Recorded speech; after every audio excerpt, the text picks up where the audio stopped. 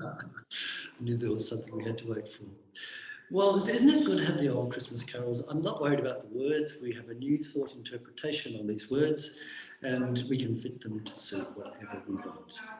And a revolt, was that what it was? We can do better than that, can't you? Well, wait till we get the next song.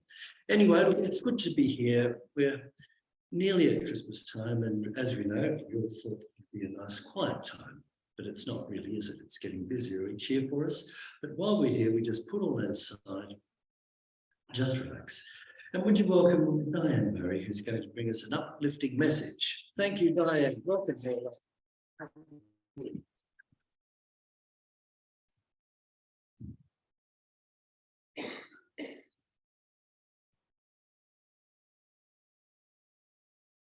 In the time of King Herod, after Jesus was born in Bethlehem of Judea, the wise men from the east came to Jerusalem, asking, "Where is the child That's it. who has been born King of the Jews? For we observed his star in the east and have come to pay him homage." When King Herod heard this, he was frightened, and all Jerusalem with him. And calling together all the chief priests and scribes of the people, he inquired of them where the Messiah was born. They told him, "In Bethlehem of Judea, for so it was written by the prophet.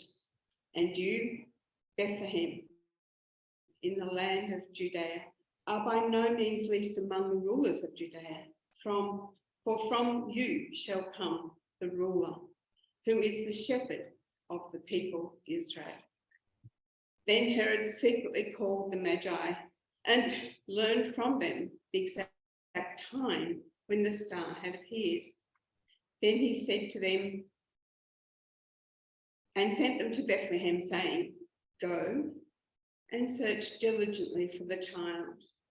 And when you have found him, bring me word so that I may also go and pay him homage." When they had heard the king, they set out, and there ahead of them went the star that they had seen in the east, until it stopped over the place where the child was. When they saw that star had stopped, they were overwhelmed with joy. On entering the house, they saw the child with Mary, his mother, and they knelt down and paid him homage. Then, opening their treasure chests, they offered him gifts of gold, frankincense, and myrrh.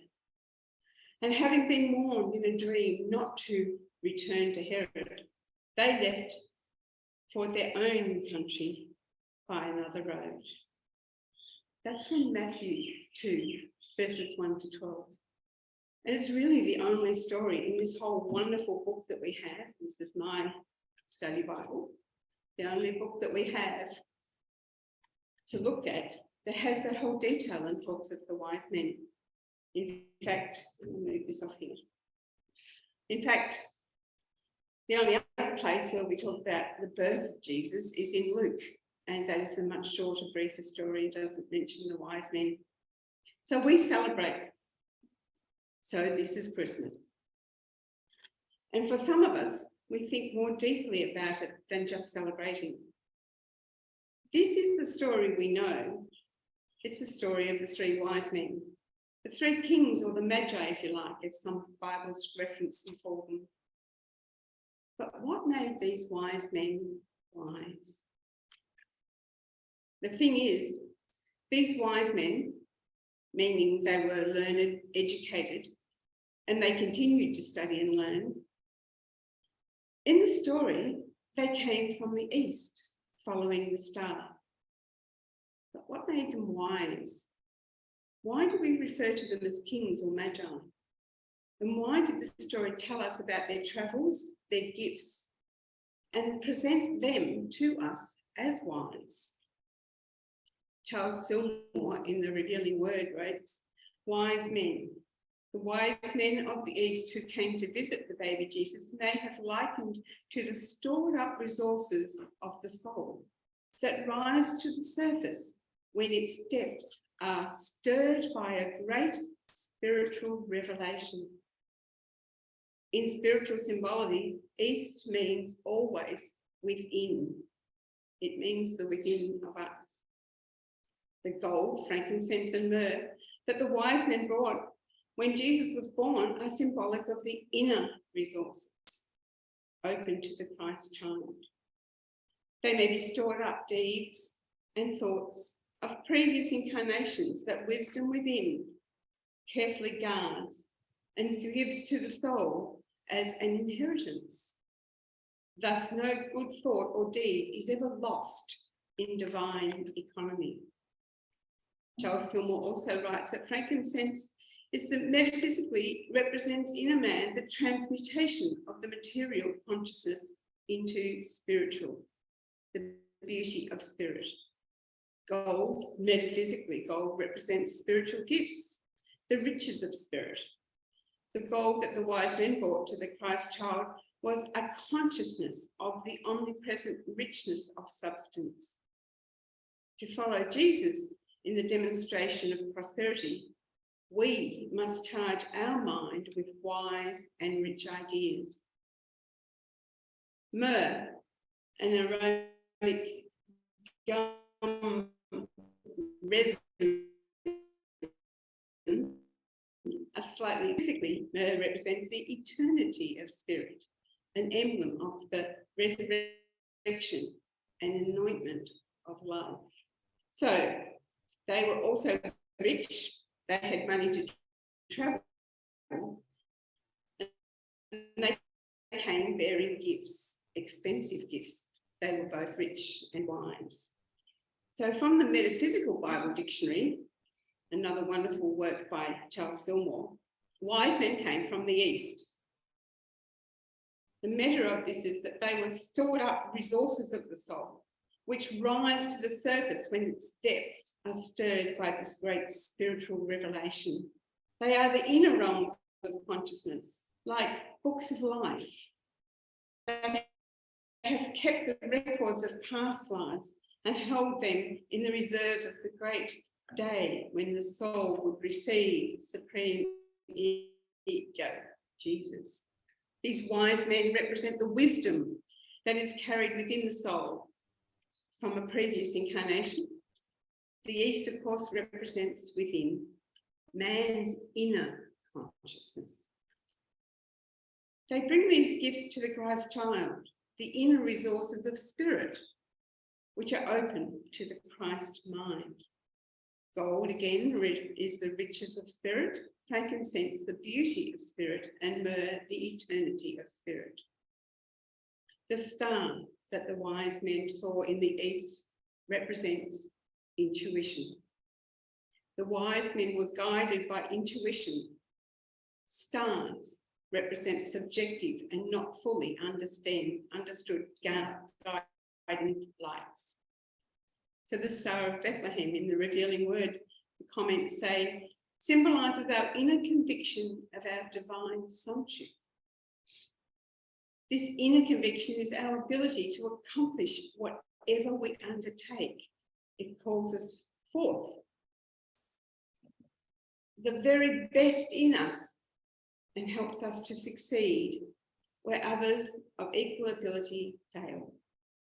The accumulated wisdom and experience of man rejoice when faith is one's destiny to do the will of God, begins to rise within, and all the riches of the wise experience, such as the gifts of gold, frankincense, and myrrh. They are the subconscious reserve. They're the forces of the organism that enter into and form the new man in Christ, or human in Christ. So this title for the message today, I borrowed. You see, I've been reading a book by Robert Kiyosaki, and this book is called Fake. Fake money, fake teachers, and fake assets. His chapter on fake teachers starts with this title: What Made the Three Wise Men Wise? And in it, Kiyosaki speaks to us about teachers, our teachers. Now, I have one teacher that I love to go to, and I found out there are many teachers in this book, many prophets, many people before Jesus, and many that have written and had written letters and works after.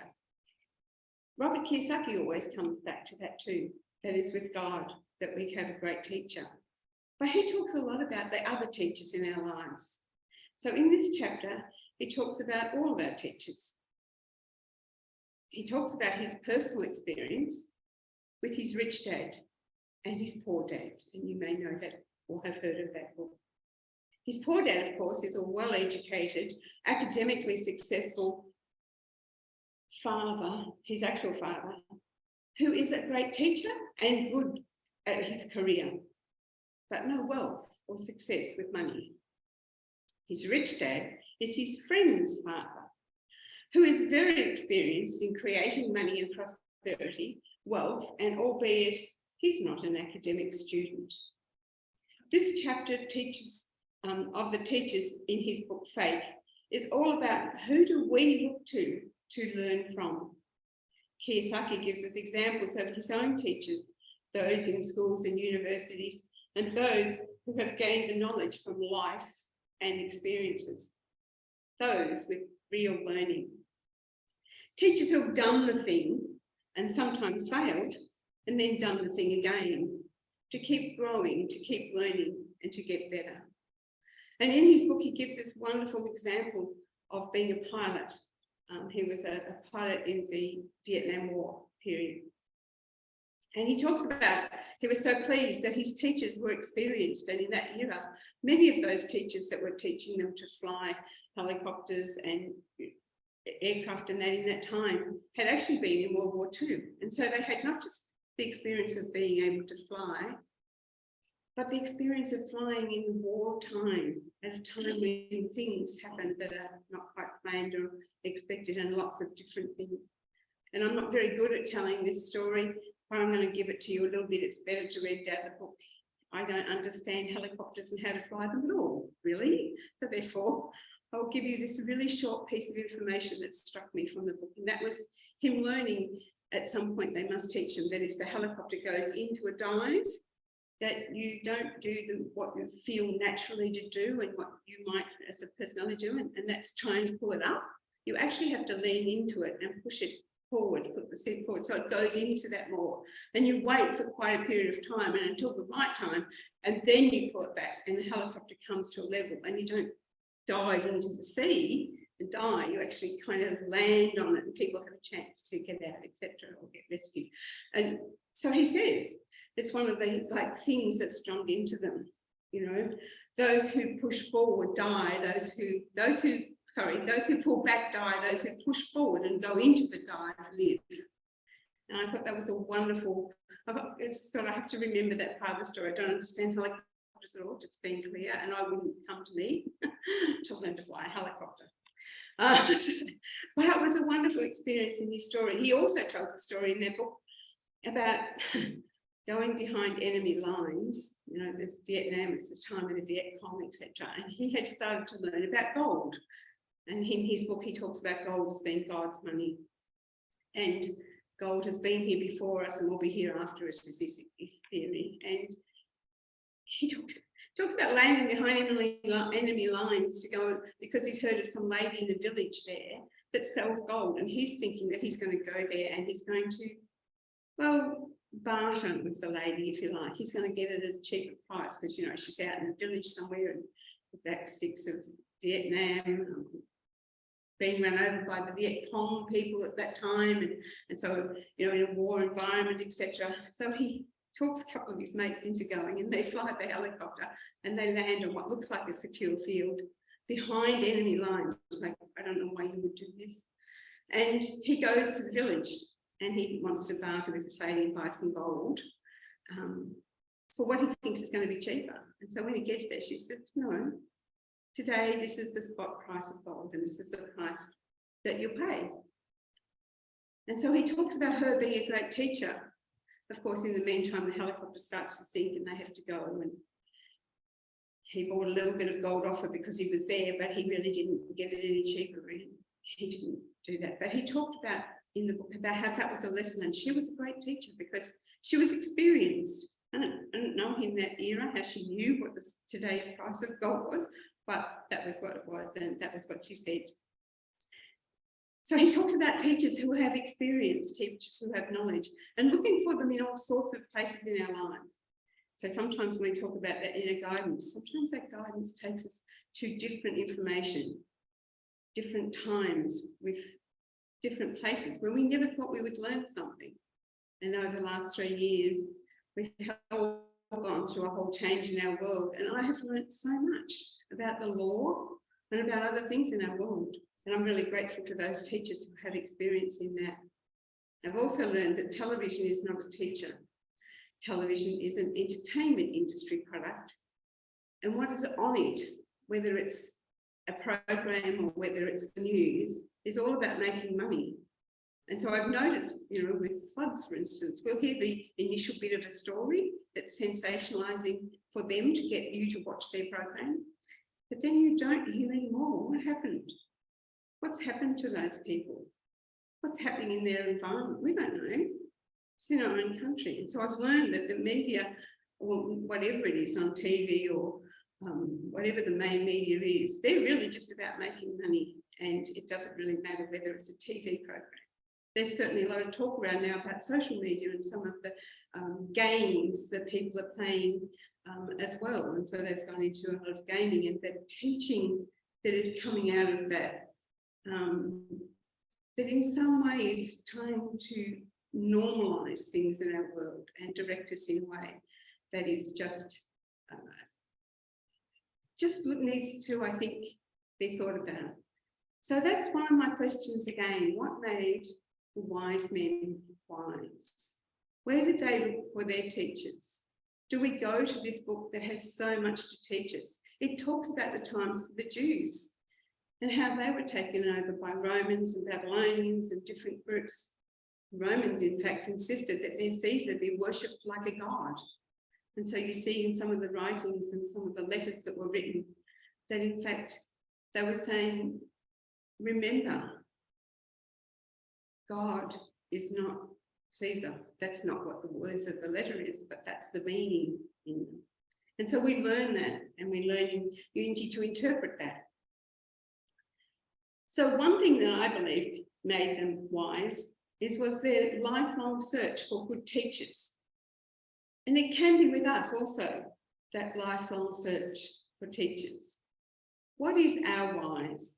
Where do we go to seek out our teachers? The wise men never stop learning, as we also never stop learning.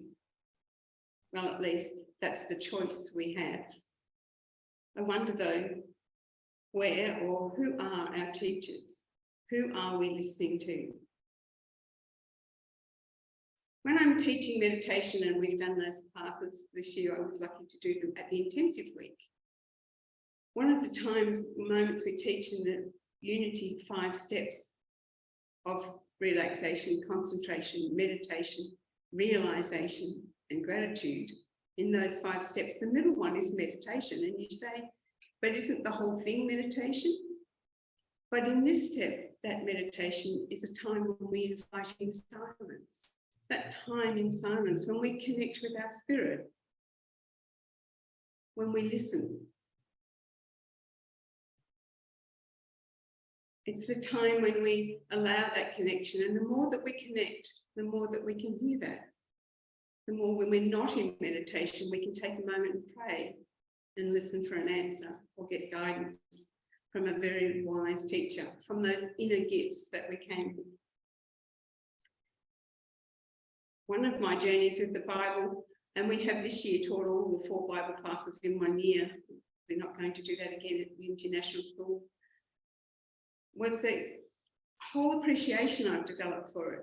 I didn't read it. I mean, I read a lot of Unity books. I read a lot of other spiritual books and personal development books. But the Bible was, not really sure about reading that. Then I decided to commit to changing my life and transforming things in my world.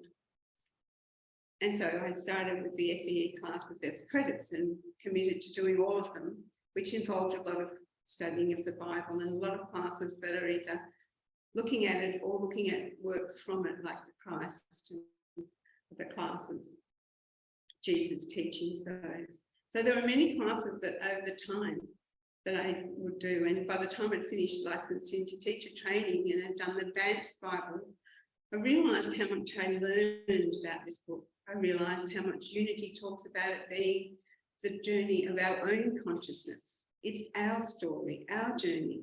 That's what we're looking at in this book. There are some people who do that, I'm sure Leslie will tell me the right name, that process where they've got a question and they open the book and look at what's written on that pages that come open to them. I find it difficult with a book this size and with very fine pages, so I don't do that. But I have learned that there are so many stories in there, stories I've done assignments on, that I had no idea they were there, and yet how relevant they were to me and to today. So I'm learning what the Bible can help me with and what it can teach me. And including that with meditation and prayer and learning to listen, I'm learning to be discerning. So did you hear lots of those 12 powers Charles Fillmore teaches us that I've gained? Wisdom, discernment, strength, zeal, understanding, all for that spiritual journey that is happening. So this is how I am now. I notice things. I am more aware. I am also willing to be discerning, to ask questions, to know that something might need more understanding, more learning. It might need more questioning. I am following the star, that eastern star. I remember learning and using Marcus Ford's book, Reading the Bible Again, for the first time. It's the textbook we have for the Bible classes. And in this year, one of those sections really stayed with me. It's Paul writing about the prophets. And he talks about reading the prophets the first time, reading them the second time, and reading them the third time. In the first time, it's like you're just being introduced to them. You're just learning what they're about.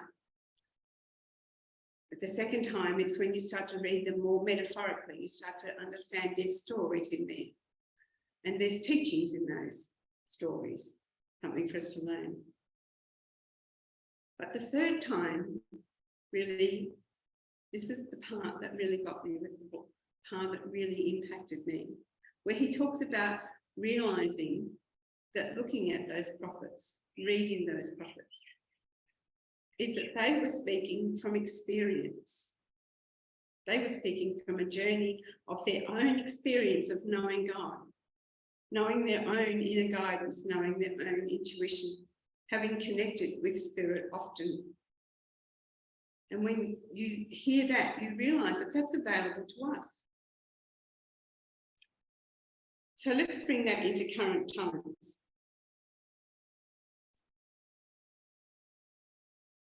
As you've learned, that is how we in Unity look at this book.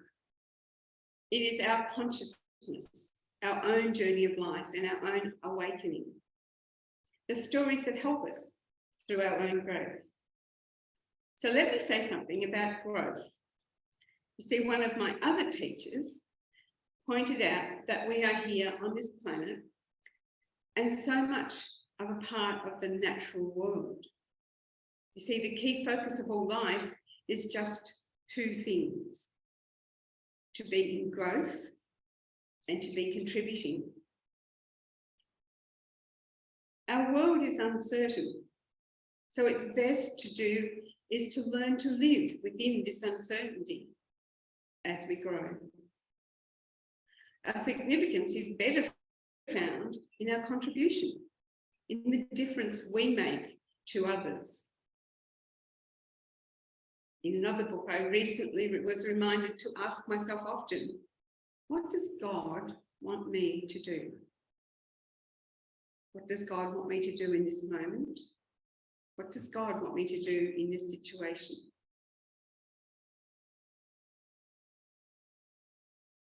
I spoke some time back about stop, look and listen. I did a talk a while back and I talked about stop. Just stop at what's going on around you.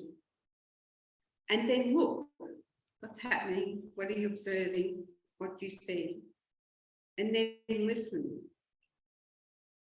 Listen for that inner guidance. And when we're frequently connected, we can know that inner guidance. We can actually join with that inner guidance. There has been so much around in our world recently that I have learned and gone to look at what is actually coming, what is actually true. I want more information about this. I've learned quite a lot about health and done a whole health journey myself. Came across a wonderful lady through my own health mentors called Karen Hurd, who talks a lot about what we can do with our diet and soluble fibre and beans to help alleviate some of that adrenaline that just recycles through our body. I felt it was really important because it was obviously something I needed to deal with, but it's also, I feel, something in our world. We've created the last few years of all sorts of anxiety and stress that's increased, and teaching people and learning about that, how to deal with it and how to deal with it nutritionally, how we can be healthy and well, how wonderful our body is and it can heal itself. And so I'm going to end with this thought. That is the very last paragraph of the last chapter of this book. And again, it's the reading the Bible again. I don't know if you guys can see online. And it's reading the Bible again for the first time by Marcus Paul. And he says this: through and within the Bible's many voices, we are called to discern the voice that addresses us in our time. And listen. What we hear matters greatly. It makes all the difference.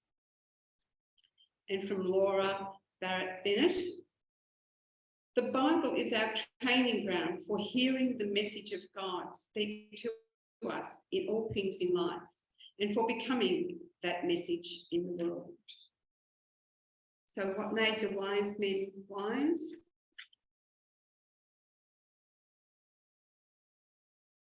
Their willingness to go out and seek more, to seek with the Eastern Star that inner guidance, and to bring the gifts that are so much about the spirit of heart. Thank you. Thanks.